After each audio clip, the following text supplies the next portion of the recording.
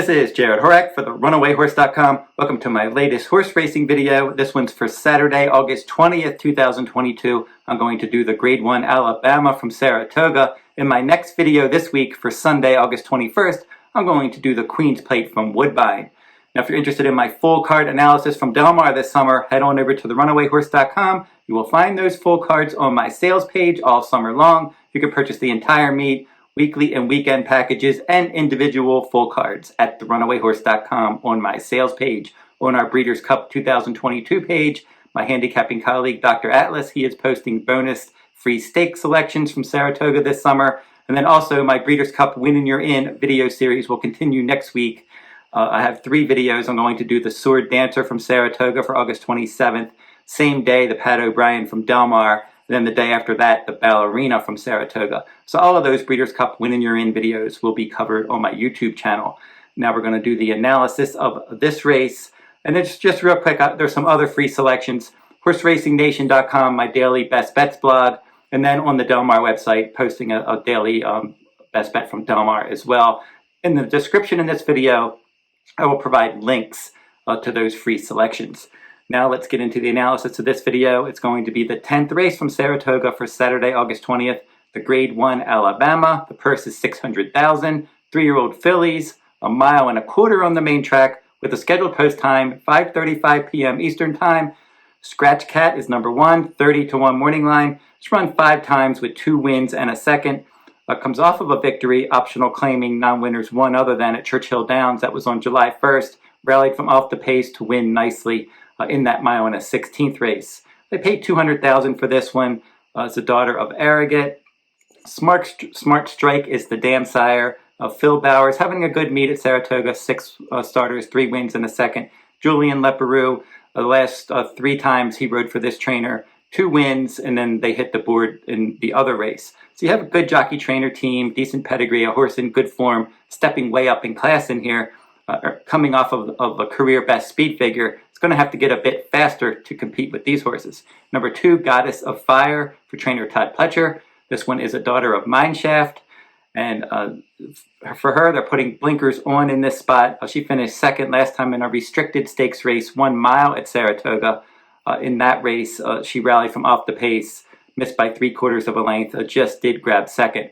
I'm not sure she really wants to go 1.25 miles. If you look at a lot of her races around 2 turns, like the Gulfstream Park Oaks, the Rachel Alexandra, and then earlier in her career, the Pocahontas, she really didn't gain any ground in the stretch in any of those shorter races, and now she's got to go 1.25 miles. Number 3 in here, Gerrymander. She could end up being up on the pace. So that was a good effort last time when they stretched her out at Belmont Park in the Grade 2 Mother Goose. In that race, she stalked, she took over, she won easily by 3 lengths. It was only a 4-horse field.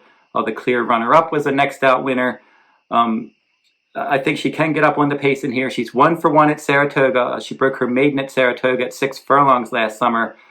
Into Mischief the sire, Hard Spun the dam sire. I'm not quite sure about 1.25 miles, but I think if she can get out there and control the pace, she could probably hang in there a long way under Joao Rosario, who was aboard for 2 of her victories. Number 2, Nest, your 1-2 morning line favorite for Todd Pletcher. A lot of positives here. She's never run a bad race. She's run 8 times, 5 wins, 2 seconds, and a third. She's banked more than $1.4 million in her career. She won her career debut at Belmont Park last September very easily at 1.16 miles. So the fact that they started her at 1.16 miles, they knew that she had a lot of stamina. And with that pedigree, Curlin is the sire, AP Indy the dam sire, certainly bred to run all day.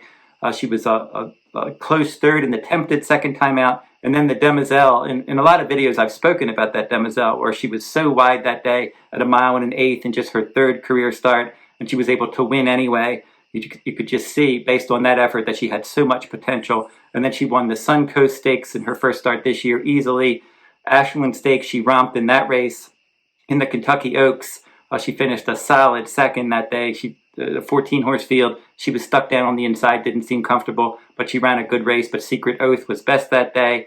In the Belmont Stakes, she was my value top choice there. Her stablemate Mo Donegal defeated her, but she was clearly second best. Skippy Longstocking, the show finisher, next out stakes winner, and Nest was a next out stakes winner, winning the Grade 1 Coaching Club American Oaks at 1.125 at Saratoga by 12 lengths, getting a very good speed figure. So she's earned excellent speed figures in her last 3 or 4 starts, and she's really on the upswing, and she's going to be very difficult to beat in here because she figures to love the 1.25 of this race. The 1.125 last time she romped, and then in the 1.5 Belmont Stakes she was second. So I think she's going to love the 1.25. They've been pointing to this race for quite some time for her. Nostalgic's number 5. She's 12-1 morning line. Bill Mott, Jose Ortiz. Now, last time Junior Alvarado rode her in the Coaching Club American Oaks. That was her first start since the Kentucky Oaks. She was third, beaten 15 lengths. She was only 3 lengths behind Secret Oath for the place. She didn't run a terrible race, and I think she really can improve. Her pedigree is outstanding. Medaglia d'Oro is the sire. Tapit, the dam sire. She really has a long-distance dirt pedigree, and she won the Gazelle at 1.125 earlier this year. She didn't run well in the Kentucky Oaks, but I think she's won second after the layoff, reconnecting with her winning rider. I think she can run a good race in here. She's Keen, number 6, 30-1 morning line for Rusty Arnold. Exits a maiden win at 1.125 at Saratoga. She went wire to wire, but the pace was very slow. They were going 50, 116 and change, and she was just out there cruising along, no pace pressure whatsoever. She's not going to get away with those kind of fractions in this race. Her winning rider, Julian Leparoux, jumps over to number 1, Skratch Cat. So her new rider is going to be Jose Lezcano, and he figures to probably try to get her somewhere in the mix early. At 1.316 is her start prior to her maiden win. She was up on the pace. The pace was more legitimate that day, and she finished third. So I think they're going to try to get her up there on the pace, but she's going to have to run much faster early and late to beat these. Number 7, Secret Oath, rounds out the field for trainer D. Wayne Lucas. She's got a lot of ability. She's got a good pedigree. Arrogant the sire, Quiet American the dam sire. She's 5 for 10 lifetime with a runner-up and 2 show finishes. She's run once at Saratoga. That was last time out, the Coaching Club American Oaks. Nest beat her by 12 lengths, but she did beat Nest in the Kentucky Oaks earlier this year at 1.125 on a wet fast track, getting that good wide rallying trip that she wants. I think that's what they're going to get in here as well. But if Nest runs back to that last race, she won't beat her. But if Nest doesn't run her best race, Secret Oath is capable of winning this race. So overall, like I said, if Nest doesn't run a race, Secret Oath can win, and maybe she's the only other one that can win. Nostalgic has a decent shot, but I can't go against Nest in here. She's just, she's so classy. She's so consistent. She can run all day. This distance is right up her alley. She's got tactical speed. Jarrod Ortiz Jr., the leading rider, is going to ride her, and she's going to be tough to beat if she runs anywhere near her Coaching Club American Oaks, and she'll probably maintain form and win this one rather easily.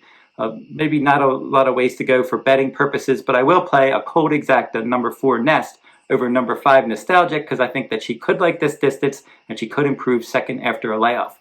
And then maybe play a trifecta with number 4 Nest on top, with All in second and Nostalgic in third. But Nest is my top choice in the Grade 1 Alabama.